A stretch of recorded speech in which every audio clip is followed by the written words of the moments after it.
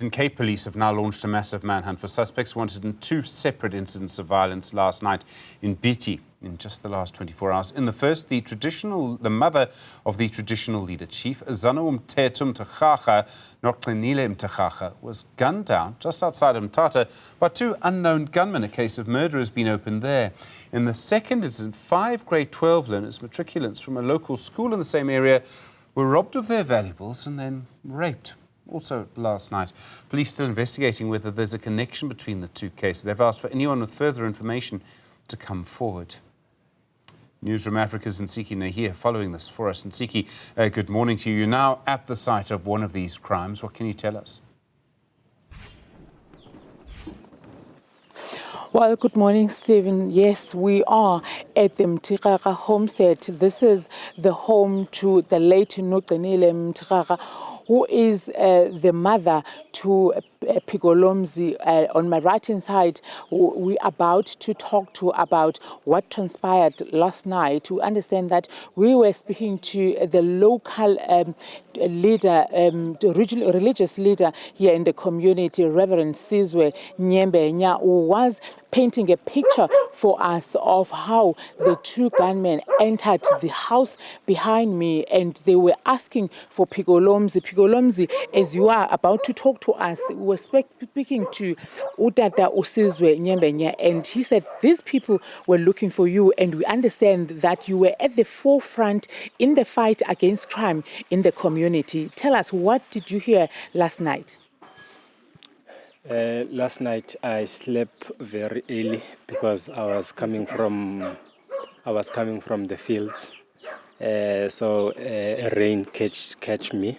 So I end up sleeping very early before supper.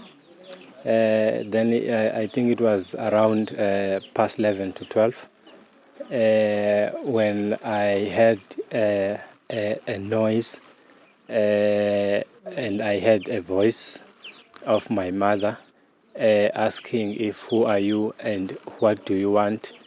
She was shouting. Then after that, I noticed that there was something that was happening. I then stand up, prepare for myself. Just after that, I heard 2 gunshots.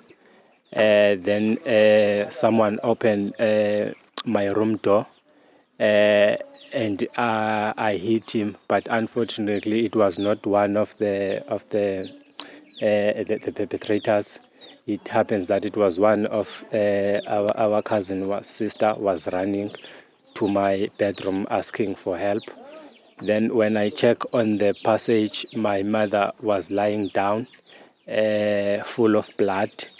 I couldn't chase the people that were running or the people that who caused that because I have to attend to her. I then look at her. I found that she have 2 wounds. Bleeding. I tried to close them with my finger, trying to stop the bleeding. Yeah, but unfortunately, when the paramedics and the ambulance arrived, they confirmed her dead.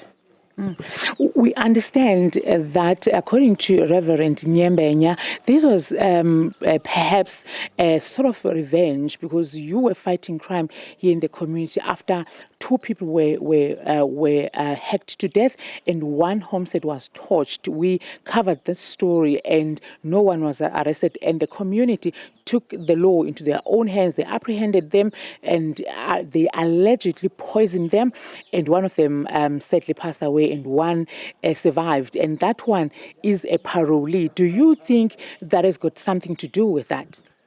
Yeah, definitely it may have something to do with that because there have been even rumors that even the mother of the latest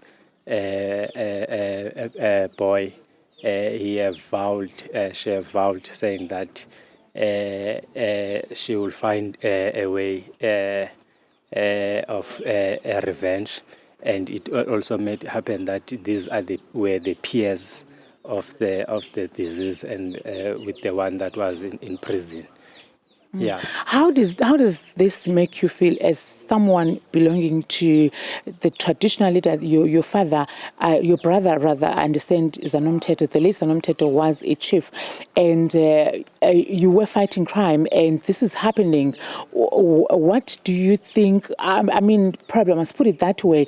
Are you afraid moving forward in your efforts to fight crime in your community?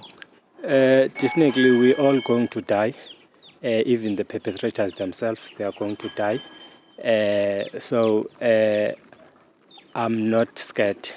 I know that they are coward. For instance, why they decided to shoot an old 70-something woman 2 times. Because if they were really bold enough, they were supposed to look for me and then come straight to me, then we take it from there.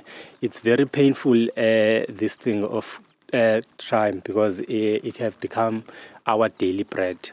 I'm always, my heart is always in pain, because each and every time when things happened, when women are raped or someone else's house is burnt, they will run here to Mama to come and sleep with her, because they were afraid, believing that if they are in a great place, they are in a safer place. But unfortunately, these thugs, they have just shown that they have nothing that is above them. Yeah, it's very painful, because now this thing of a crime, each and every day something happened, but we never saw any physical intervention from the government.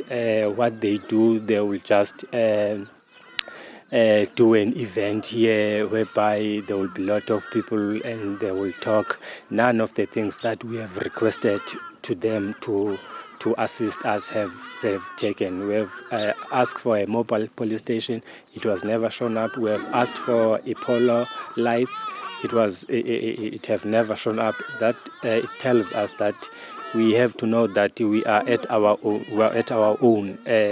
We don't have anyone to back up. I was told that during the 1856, when our grandfather was a regent of Tembo, Nkosi Jongdaba, there were amabutho that they would belong to Ikumkulu. But because of the government of the Cape decided to abolish them, and the new government came and pretend or promise that everything under them, it will be fine and smooth. So we must rely to them for protection. But up to this present moment, we haven't received any kind of protection. For instance, now, you know that there is a lot of mass shooting. It may happen that even now, when we're mourning here, they may come to finish what they have already started. So we were here, we were hopeless, but we will die fighting just like my mother.